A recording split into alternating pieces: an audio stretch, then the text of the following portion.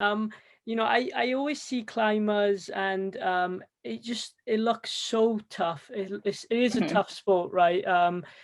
One thing that I always go back to myself. So I do jujitsu, and we wear this thing called a gi, and basically the grips we have to have on them is really tight. And Yeah. I every time I see climbers, I'm like, their fingers must be absolutely crazy because I do that for like a minute and I'm just done. What Yeah, yeah.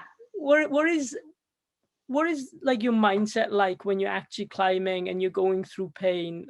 Does that motivate you to keep going, or what goes through your mind?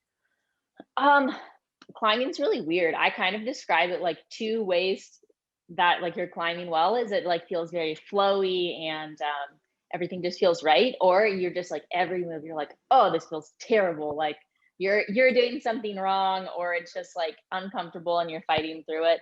So I would say kind of like when any pain sets in climbing, it's a lot more of a mental block than anything. Like, obviously, if it's, like, pain that's going to cause the injury, like you have to readjust, you have to drop down something, but most of the time it's a lot of just like sucking it up and being like, you know what, it's probably not going to hurt as bad once I'm out of this position.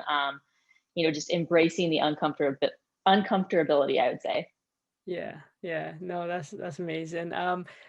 I've spoken to a lot of a lot of people who I deem as uncommon, like yourself, Hmm. and Yeah. they always there's a pattern that goes on. They always say you need to be comfortable being uncomfortable, and Yeah.